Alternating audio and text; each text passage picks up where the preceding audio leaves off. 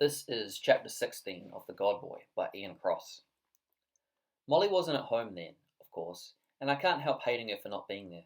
She was a girl and nearly 17, while I was only 11 and a boy. She might have made all the difference to me, and even to Mum and Dad, but while all this was happening, she was hundreds of miles away in Wellington, having a good old time in the convent down there, with not a care. If she had been home, nothing might have happened. But she hadn't been home for nearly 3 months, since Easter. I don't suppose I should blame her, because she didn't ask to be sent away to the convent, and it was a fact that there was no secondary school she could have gone to in our town. Raggleton wasn't that big, and yet it was so wrong for me to be up to my neck in trouble like that, and her not at all. Molly only came home for the holidays, which were pretty short, except at Christmas, when she had 6 weeks off.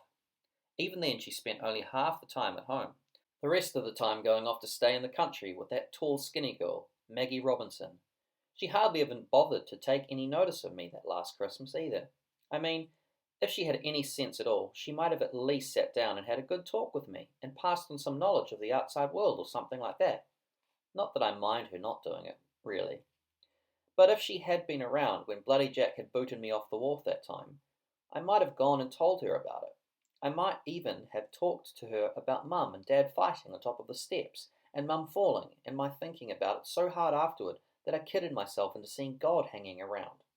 Heck, you're probably grown up when you're nearly 17, and should be able to explain what goes on. And I might as well admit that I felt there might be some hope for Molly when last she came home. After she went off to that Maggie's place after Christmas, I was very annoyed with her, but when she came home at Easter, I couldn't help being impressed by the way she was growing up. She was getting to be good looking, and really like a woman. Mum and I met her when she got off the railway bus at the post office. The stop was a few yards around the corner from the main street, and we waited under the veranda of the bookshop next to the post office, as it was raining slightly.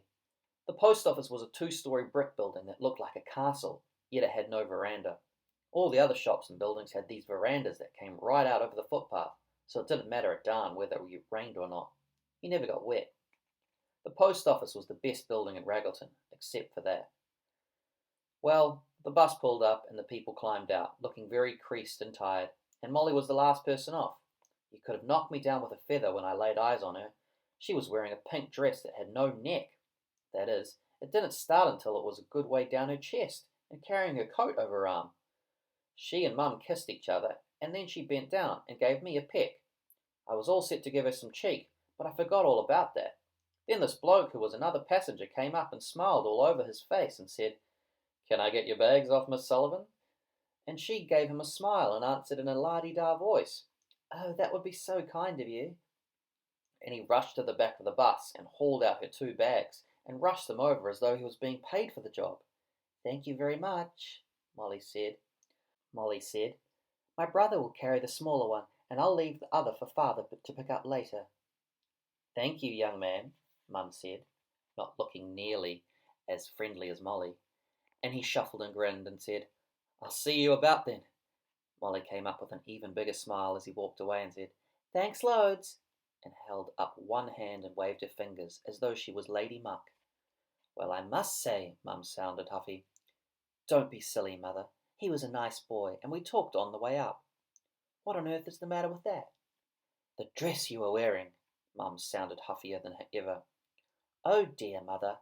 It was so terribly warm in Wellington, and you can't imagine the relief it is to get out of school uniform into something decent." Molly's voice was different too. It had a lot of side and went up and down like the scales of a piano.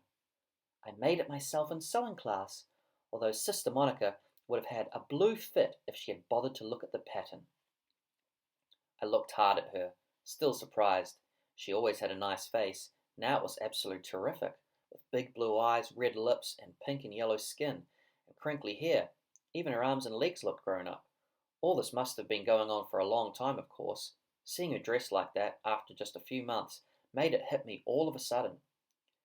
"Bless my heart and soul, you've got lipstick on too," Mum said. Molly giggled and said, "Oh, Mother, you are sounding terribly old-fashioned, you know." I didn't even talk to her until after we had arrived home, beyond answering her hoity-toity questions like, "Are you working hard at school, Jimmy?" And, actually, Mum and her didn't talk much either. As we walked with Molly carrying her own bag, incidentally, that stuff about me carrying it was so much bullo when she was talking to that bloke. There was only odd bits of chit-chat, with long silences between.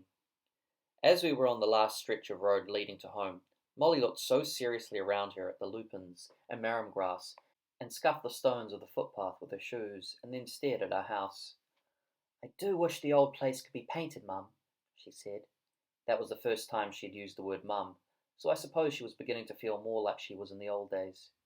"Another thing," she said, was, "How's Dad?" Mum answered, "Your father is all right." And that was all Molly knew about the whole business. It had stopped raining by this time, but everything was dripping. There were small puddles in the road, and even the air seemed heavy and wet. As we got to the gate, water was leaking from the spouting on the roof, and running down the side of the house in a tiny stream. It was definitely the end of summer. "I would like to go for a swim," Molly said. "Would you come with me, Jimmy? I feel so sticky after all that time in the bus." "We'll see," I said, not wanting to let on that I thought it was not quite the weather for swimming. It certainly was still warm, and only 4 o'clock in the afternoon, but I never did see the sense in swimming in the rain, or any time except when you were feeling hot. But she insisted once we got inside. She became more like the Molly of years before, rushing around in a great fret, digging up some old bathing costume because she had left her other one behind in Wellington, and laughing at Mum when she said, "Really, Molly, you've hardly set foot in the house when you're up to silliness again." So we set off, with our costumes wrapped in towels, and I couldn't help feeling pleased, even though I didn't much want to swim. It was the first time in a year that Molly had even bothered to do anything with me. We took the shortcut to the beach, from behind our place, through the marram grass, around the Burra rubbish tip, over the sandhills and through the lupins that ended at the edge of the beach. "I had to get away, and I really wanted to swim," Molly told me. "I always think of the fun I used to have swimming, and I could see Mum was getting in a bad mood. So I thought, well, old girl, you had better take a swim now, and it will be no lecture for you." "Mum wasn't in a bad mood," I said. "She was only quiet. She gets like that now and then." "I've only come home because I had to," Molly said. "There was nothing else for me to do, and the sisters would have thought it strange if I had stayed on at the convent during Easter." "It would be very funny. That's why," I explained. "What's wrong with coming home anyway?" Molly looked at me, her big eyes drippy, and patted me on the head. "You wouldn't understand, Jimmy. You're not old enough. There are better places than Raggleton, though, and there are better places than home." "Golly, it's all right for you to say that, but you've got to have a home, and next year you will have finished school, and have to come back home all the time. Dad says he can get you a job in the Harbour Board office." "I'll have something to say about that when the time comes," she said. "You like it at home, do you?" "That's silly, Molly," I told her. "Home is home. You can't get away from that, can you? Home is home, and that is where you live, and that's all there is to it." "I'm glad for you, Jimmy," she said. "I suppose it must be a whole lot better for you, being so young. You are lucky." I was getting less pleased with her. All I said was, "You're getting your new dress wet," as we came out through the lupins and onto the beach. "It's not a new dress, and I don't care," she said. "Is the hideout still there, or do we have to go way down to the dressing sheds?" The hideout was a clearing back in the lupins, not far along the beach. It was against a cliff face, and we kids used to use it as a base whenever we were down about there. It gave me a big kick to see Molly didn't think she was too grown up to go there. "Of course," I said, and led the way down a side track. The wet lupins brushed against us, showering our bodies with drops of rain, and Molly's pink dress was dreadfully blotched and sticking to her when we finally got out into the clearing. Yet she didn't give a darn.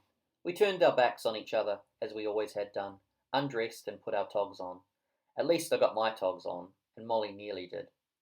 "Isn't this maddening?" she said. "You'll have to help me, Jimmy."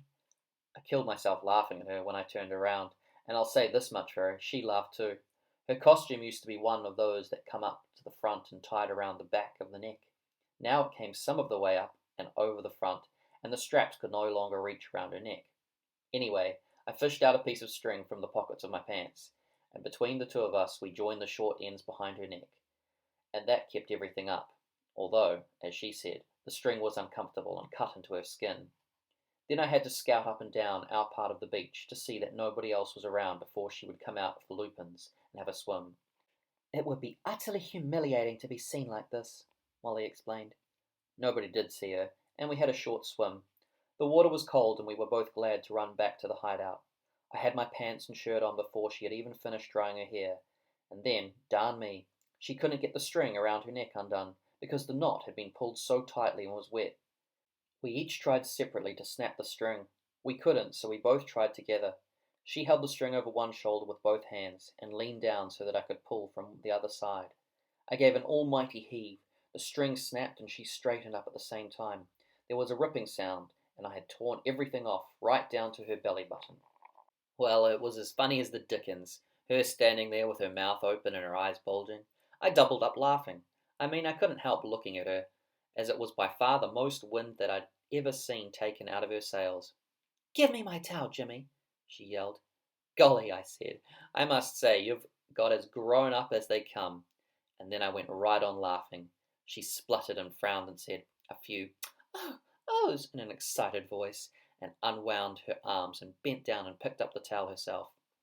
It was beginning to hurt to laugh so much, but as I stopped she gave an awful giggle, and that set me off again until my stomach really ached. It's just as well you are my brother, that's all I can say, Molly said, looking like a white native, if you know what I mean. Her hair was all frizzed up where she had dried it with the towel, and she had practically nothing on. She had come on, there was no doubt about that, and I couldn't help being impressed, because she had looked very fit standing there with her good-looking face as bright as a button, her skin a white gold kind of mixture, and her thingamabobs standing out like nobody's business with bits of orange peel on top. Turn around, the joke's over, she said. Was that utterly humiliating? I said, doing as she told me without arguing, because really she had been pretty decent not to get wild. Utterly and completely, she said. Well, you certainly have got a whopping chest, I said. How dare you say that, Jimmy? It's not whopping, I'll have you know. These togs must be 3 years old, if they're a day, and I'm much bigger now. That's natural. I'll say you are. If you must know, I've got the best measurements a girl could have. You'll get bigger too, you know, when you grow up. If I want a big chest, I have to go in for weightlifting and deep breathing and physical jerks and all that, really working for it like that.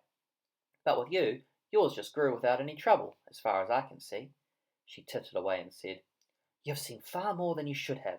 Not that it matters when you're my little brother. You know, Jimmy, I'm glad you're my little brother. You say the funniest things. Do I? Well, you look pretty funny. I turned around as she finished hauling her dress down over her head. She smoothed it down over herself, patting it here and there, and then took a deep breath and pressed her hands hard against her waist and stood up on her bare toes in the sand, as though she was a dancer. My, don't we like ourselves, I kidded her. She let out her breath and flopped back on her heels. She looked full of beans and mischief and excitement. You don't know how lucky I am, Jimmy, she said. I am the right height, and I've got a flat tummy and a good bust. A high one, too, and that's important, and good legs, and I've always been pretty. I'm so lucky because I'm going to get a rich husband, and he'll take me 1,000,000 miles away, and I'll never, never come back here. What about me? I said.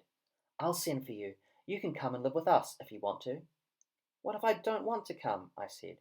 And you are talking very early, aren't you? You haven't stopped growing. Your tummy might get fat, and your chest might get too big. It seems pretty darn big to me already. She flicked her wet towel around my legs and said, You're impossible, Jimmy, a naughty, impossible little boy, and I don't know why I bother with you. Molly was home for 4 days. It was the last time she ever came home, and I couldn't help noticing that she wasn't the slightest bit interested in Mum and Dad. I don't think Dad minded, because I heard him telling her, You're a real lady, aren't you, Molly? You've got connections on your father's side, and all the Sullivan women have been ladies. It's a matter of breeding. It was Mum who was annoyed, and she and Molly had some kind of argument the second day Molly was home. I don't know what it was about, but Molly walked out of the house, slamming doors behind her, and didn't come back till late in the afternoon. I think she must have gone to the pictures, because this was a Saturday. But she never heard Mum and Dad fighting, and she never saw Dad drunk. Yet she thought she was having a bad time. Once I went into her bedroom and found her lying on the floor with a pillow under her head, looking at the ceiling like death warmed up. Even though I never let her know, I saw that Molly was beautiful. She was built like these women on the covers of magazines, the ones who were always stretched out backward over rocks, or sitting on some sultan's sofa dressed in beads. And she had a face like the Virgin Mary's in religious paintings, flopped out on the floor like that. She looked so terribly sad that I tried to cheer her up by offering to play a game of cards with her. No thanks, Jimmy, she whispered, rolling her blue eyes so far sideways away from me that they turned white. What's wrong? I said. Nothing, she said. That's why I feel annoyed with Molly. She missed everything, and yet when she was home she behaved as though she was the unluckiest person in the whole world. Except for when we were down at the beach. She was either snooty or sad, and the time I really could have done with some help from her was after Bloody Jack had kicked me off the wharf. After I crawled out from under the bushes in the park and went around the side streets back through town, in case they were still fussing over the Hindu fruiterer, I went back to school and picked up my new bike. I was so tired and worn out that it was a great effort to get my legs to pedal the darn thing. My head was throbbing too. If only Molly had been around then. It was all very well to have a flat tummy and a good bust and legs, as she said, and it might help a girl to have them, and yet it would have been better of her to have been around at the right time. Then I wouldn't have cared if she was the ugliest girl in the world.